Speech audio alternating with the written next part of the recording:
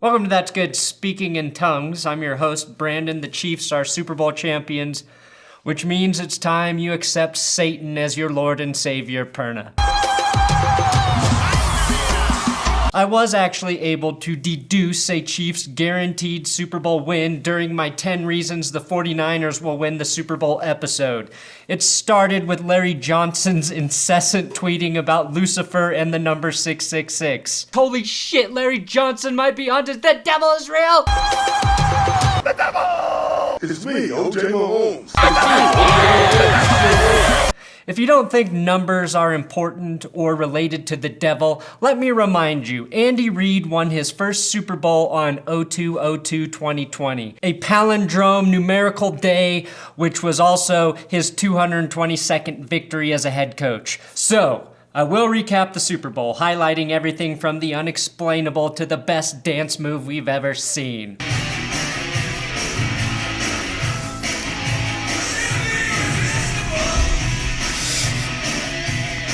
Oh gosh, no, where'd you get that? Not me. The Chiefs line dancing. That's the one. That's Good Sports, Super Bowl edition.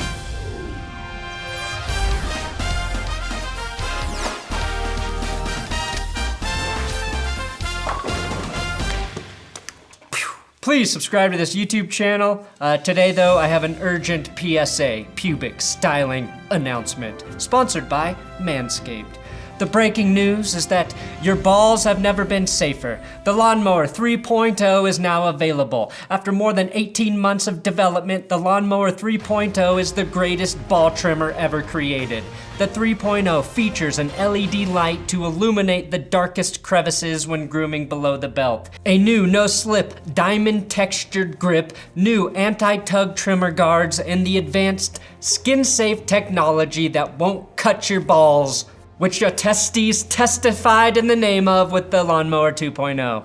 When we're talking about your package, longer is always better. And the Lawnmower 3.0 packages a longer battery life up to 90 minutes.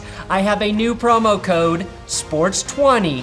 SPORTS20 will get you 20% off plus free shipping when you buy the Perfect Package 3.0. And sign up for the replenishment program for 2 free gifts, 20% off, and a replacement blade every 3 months that's compatible with the Lawnmower 3 and 2.0. Yes.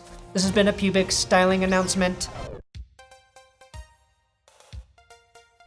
First, I do owe Lord of Bunnies a shout out for his $20 donation, which allows him to say exactly when he wants me to shout him out. So congratulations, Lord of Bunnies. You are $20 poorer, but I hope it was worth it. Now we all know Andy Reid got laid last night after eating his double cheeseburger. I didn't really sleep last night, but I didn't spend it with a trophy. Well, I did. I spent it with my trophy wife. How's that? But I have more respect for the fan who coughed up $2,500 just so he could take a midday nap, pricier than a night at the Ritz. What are you doing? It's the Super Bowl. The Dolphins' defense wasn't even caught sleeping that much this season. Now, Andy Reid won a Super Bowl, and all it took was for him to face the only head coach who mismanages time worse than Marty McFly. If you have a decent football bone in your body, you should be okay with Reid tasting success. It's literally the only thing on earth he has yet to taste. Some may say, but Reid won a Super Bowl as an assistant head coach with the Packers. Well, when you win a Super Bowl with a head coach who looks exactly like you, it doesn't count. And nobody believes you're the assistant boss. You're basically Dwight Schrute, and the NFL literally only made a ring for Holmgren since they couldn't tell Andy Reid and him apart. And based on the way Mecole Hardman and Quan Alexander dressed as they arrived at the Super Bowl, neither team really deserved to win. The attention seeking though by players is getting desperate.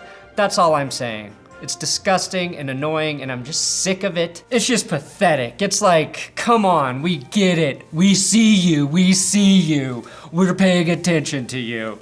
Now, the most bizarre thing may have been seeing a happy Bill Belichick, who for the first time I can remember seemed to embrace the spotlight. Seeing Belichick happy at a Super Bowl he's not coaching is another sign the devil has settled in Kansas.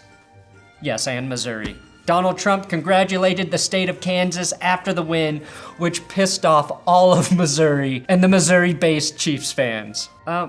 You guys need to get along and share this fucking team. If you're so worried about Missouri getting credit, then change the damn name of the Kansas City Chiefs to the Missouri City Chiefs. So share the damn team, or we're going to give it away to charity until you two learn to get along. I will admit a great robbery happened during this game, and that was the MVP trophy not going to Damien Williams. And that's not Patrick Mahomes slander. Williams was the Chiefs' best player, start to finish, and Mahomes will get plenty of accolades in his life. Williams became the first player in Super Bowl history to rush for over 100 yards with a rushing touchdown and a receiving touchdown in the game. Plus, he took the time to console 49ers running back Raheem Mostert after the win before celebrating with his own team.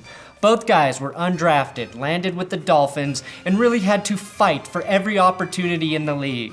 Per my San Diego source, John Na, Williams is a Mira Mesa High graduate. Shout out, located between the Hobby Lobby and Red Lobster. Here's what's scary. If you fear the Chiefs moving forward, like I do, Patrick Mahomes did not play well for 3.5 quarters.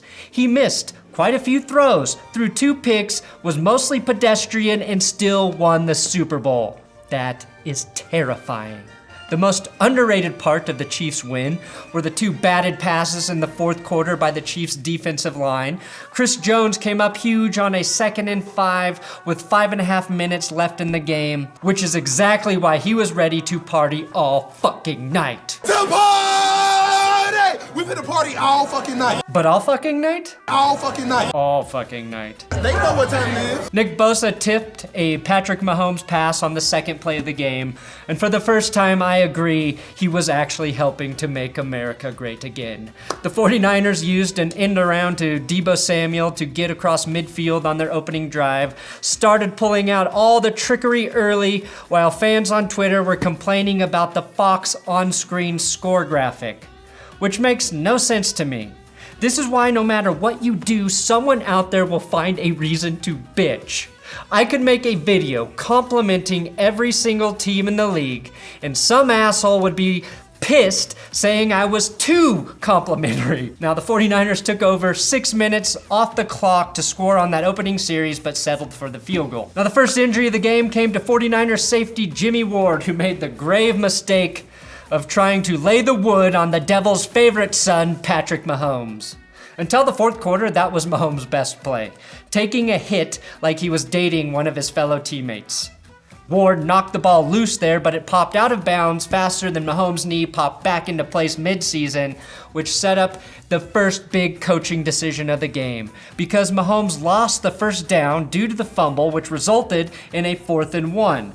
Knowing he only needed 1 yard, and knowing he's no Casanova, Andy Reid resurrected his favorite boy band, All for One, with poetic choreography to convert. I can love you like that. Mahomes finished off the drive with a touchdown run to cap off the 15-play, 75-yard drive and took a 7-3 lead. During the game, we received the conclusion to Tom Brady's cryptic social media post from earlier in the week. It was a Hulu commercial where he said, "According to the script they just gave me, Hulu also has your favorite cable channels plus the greatest shows, movies, and originals of all time." Proving he's also a system commercial actor. Tom may have taught Jimmy Garoppolo to close his eyes when kissing a child, but he would have never condoned closing your eyes when throwing a football, Jimmy. Garoppolo fired the first pick of the game under pressure from Chris Jones and Mike Pennell, and with eyes closed, chucked the ball into the air carelessly for Brashad Breeland to pick off. He did join Colin Kaepernick, which when you say he joined Colin Kaepernick, you know it's a bad thing, to be the only other 49ers quarterback to throw a pick in the Super Bowl. Steve Young and Joe Montana just didn't have time for such things. The Chiefs had a 10-3 lead before the 49ers run game started to pick up steam. And don't take that for granted. Have you ever tried to pick up steam? It's like really hard to do because it's not a solid.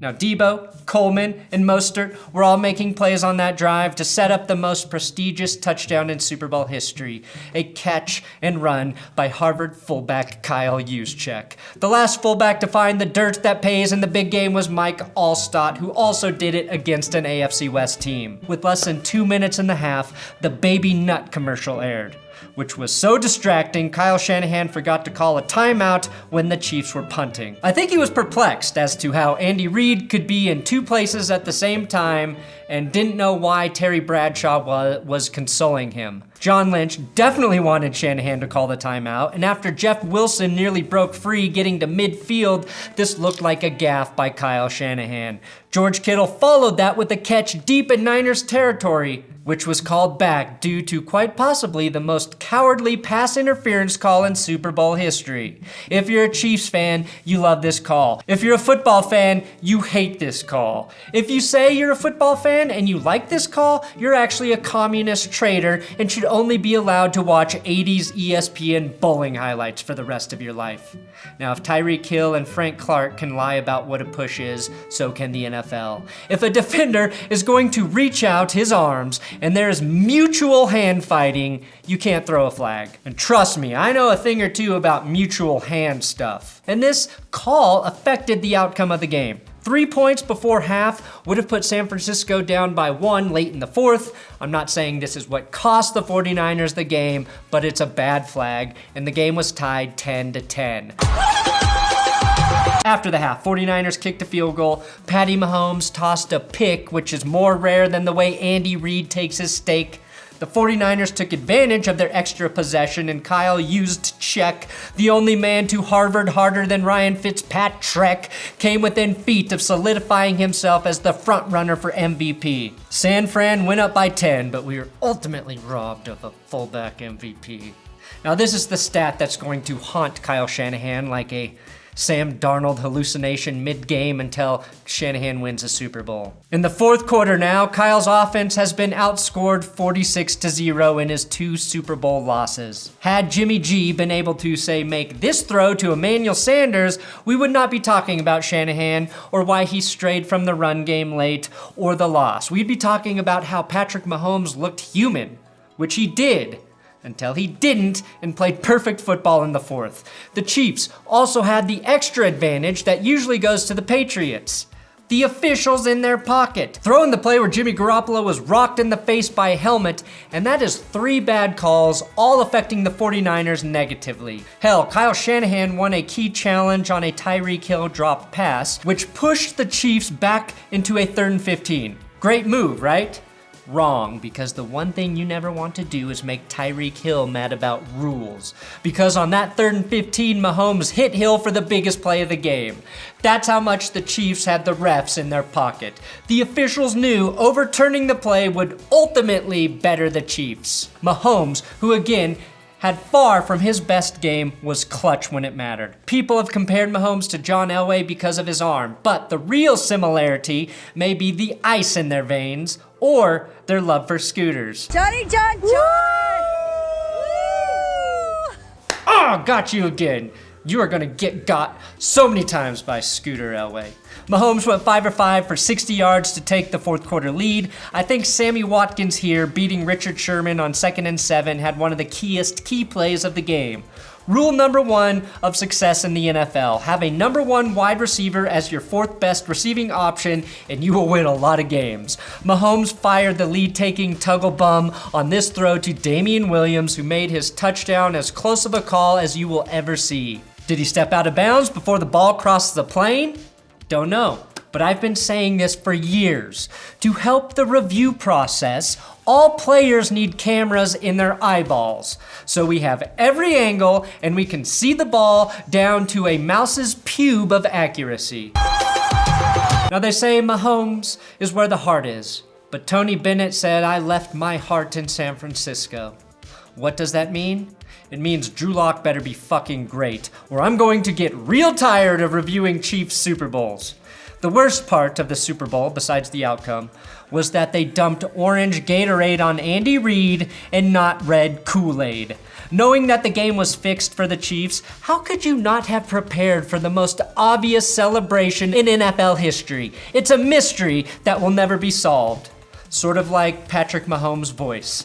Is it off because the devil is always trying to speak through him? Well, I guess I solved it. I'm gonna go get the biggest cheeseburger you've ever seen. Prime, the biggest one. Might be a double. The devil! It's me, OJ Mahomes.